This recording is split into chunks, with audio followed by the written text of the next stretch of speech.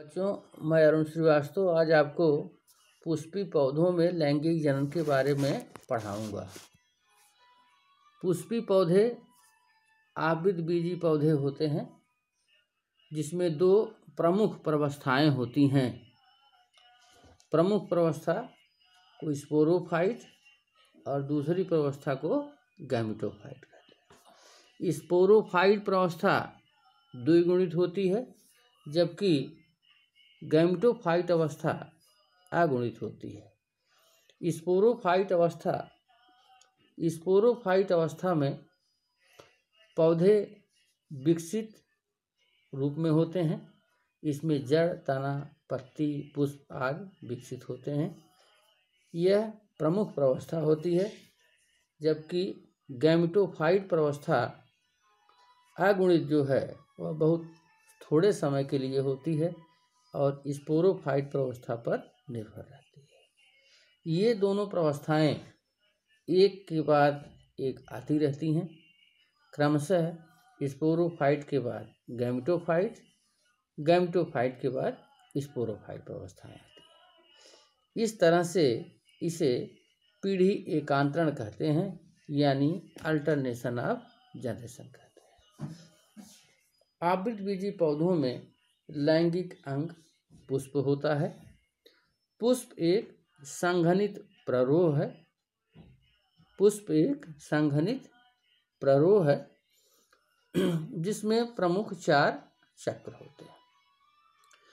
पुष्प बच्चों पेडसिल यानी वृंत से लगा होता है और वृंत के ऊपर थाइलमस होता है और उसके ऊपर पुष्प के 4 चक्र होते हैं।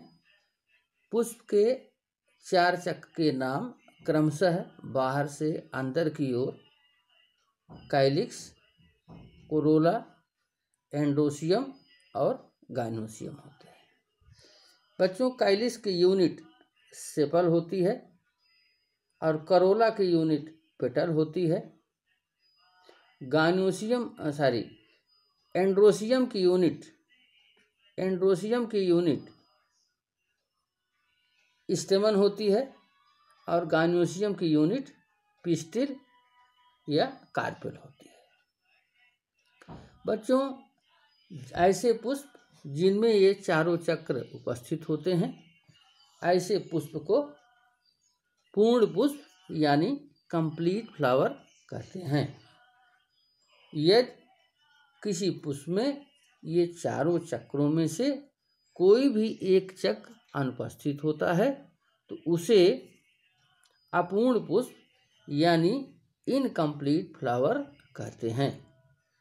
फिर से सुने, यदि चारों चक्रों में से कोई भी एक चक्र पुष्प में अनुपस्थित होता है तो उसे अपूर्ण पुष्प कहा जाता है। इसके अलावा बच्चों, जो कैलिक्स और करोला है इसे एसेसरी होल्ड यानी सहायक चक्र कहते हैं और जो अंदर के 2 चक्र होते हैं एंड्रोसियम और गाइनोसियम, इसे नेसेसरी होल, रिप्रोडक्टिव होल कहा जाता है, क्योंकि यही 2 चक्र जनन क्रिया में, लैंगिक जनन क्रिया में भाग लेते हैं और बाहर के 2 चक्र पुष्प के अंदर के 2 चक्रों की सहायता करते हैं, उनकी सुरक्षा करते हैं। सेपल प्रायः बच्चों बाहर छोटे हरे रंग का होता है जो प्रकाश संश्लेषण की क्रिया में भी भाग लेता है और ये भीतरी चक्रों की रक्षा करता है। दूसरा चक्र होता है कोरोला, जिसकी यूनिट पेटल होती है और ये रंगीन होता है, कलरफुल होता है, जो कि पॉलिनेशन में यानी परागण में प्रमुख भूमिका निभाता है, क्योंकि पुष्प में परागण जनन क्रिया के लिए एक आवश्यक अंग होता है। अब बच्चों बात करें जो भीतर के 2 जनन अंग हैं एंड्रोसियम और गाइनोसियम। जब दोनों में से यदि कोई एक चक्र अनुपस्थित हो, यानी दोनों रिप्रोडक्टिव अंगों में से चाहे एंड्रोसियम या गाइनोसियम, अगर दोनों में से एक ही उपस्थित हो, एक अनुपस्थित हो, तो उसे हम यूनिसेक्सुअल फ्लावर, एक लिंगी पुष्प कहते हैं। या जैसे अगर एंड्रोसियम अनुपस्थित हो तो ऐसे पुष्प को हम मादा पुष्प कहेंगे। यदि गाइनोसियम उपस्थित हो, एंड्रोसियम अनुपस्थित हो तो ऐसे पुष्प को हम नर पुष्प कहते हैं। अब बच्चों हम एंड्रोसियम और गाइनोसियम के बारे में आपको हम बताएंगे। एंड्रोसियम की यूनिट स्टेमन है, जिसे हम माइक्रोस्पोरोफिल भी कहते हैं। एंड्रोसियम की यूनिट स्टेमन है, जिसे हम माइक्रोस्पोरोफिल भी कहते हैं। माइक्रोस्पोरोफिल में परागकण भरे हुए होते हैं और स्टेमन की संरचना के 3 प्रमुख भाग हैं बच्चों, एंथर, कनेक्टिव और फिलामेंट। एंथर, कनेक्टिव और फिलामेंट 3 प्रमुख भाग होते हैं।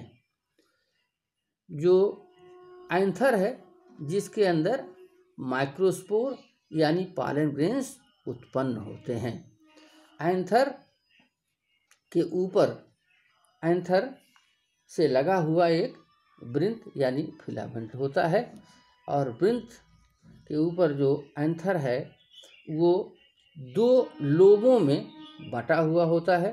2 लोब कनेक्टिव टिश्यू द्वारा आपस में एक दूसरे से जुड़े हुए होते हैं।